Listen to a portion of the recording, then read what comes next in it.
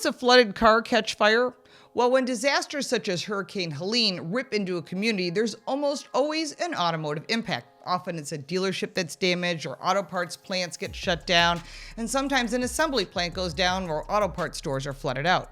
But in the aftermath of many hurricanes, we've discovered an unanticipated automotive story: cars that catch fire in a flood. Now, we saw up close that when salt water goes to electric vehicles and they have lithium-ion batteries, well, the risk of them catching fire is high, and that's from Hurricane Ian, Helene, Milton, and other storms. Now, I was in Florida during Hurricane Ian and Helene, and I will tell you, watching a car catch fire, well, that's kind of scary. And you start realizing if you own an electric vehicle, you probably want to park it outside when you know a storm is coming, or find high ground so it doesn't get soaked.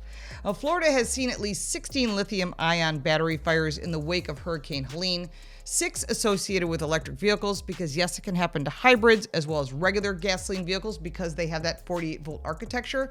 So they have all this electricity underneath the car. Water and batteries don't like each other. Unfortunately, prior to Hurricane Helene making landfall, we did not see a lot of proactive measures by manufacturers notifying customers in storm surge areas to relocate their vehicles. Now, it's not too late for those manufacturers to send out notifications of fire safety information.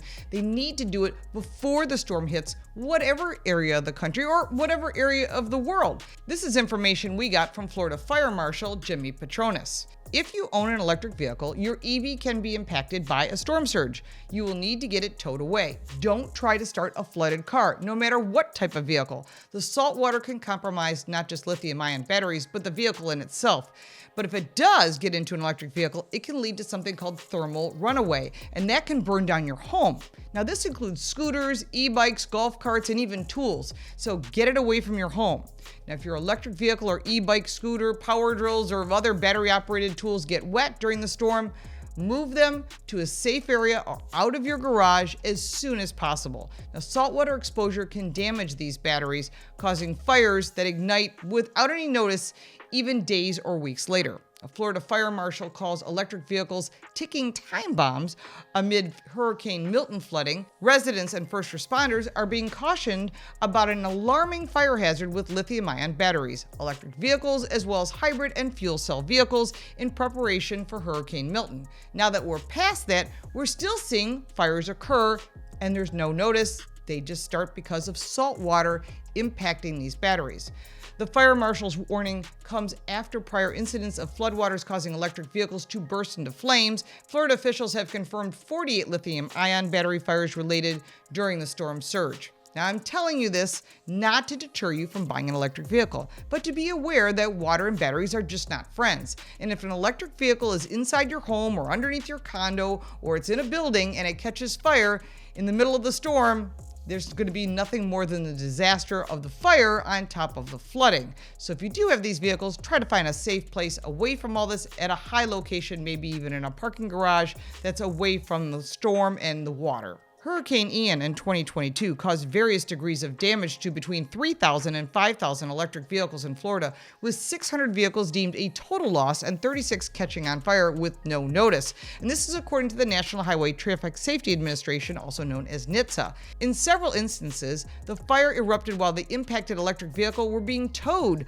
or flatbedded to a place to be repaired or potentially trashed. The agency stated this in a 2022 report. So what is this all about? Well, lithium-ion battery packs, which consist of a group of cells inside a compartment, contain a flammable liquid or electrolyte, and EVs and plug-in hybrid vehicles have about 1,000 times more cells than an electric bike, and that's according to a report from CBS News Innovation Lab.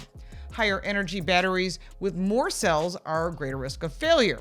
Here are some tips if your electric vehicle, hybrid, or alternative fuel cell vehicle is flooded. Leave all the windows and doors open to allow any potential flammable gases to vent from the passenger compartment. If the vehicle is stored indoors and can be moved, move it outside to an open air location away from your home and away from anything that could catch fire. If it cannot be moved, try to keep the storage area open and vented. Unplug and do not attempt to charge the vehicle.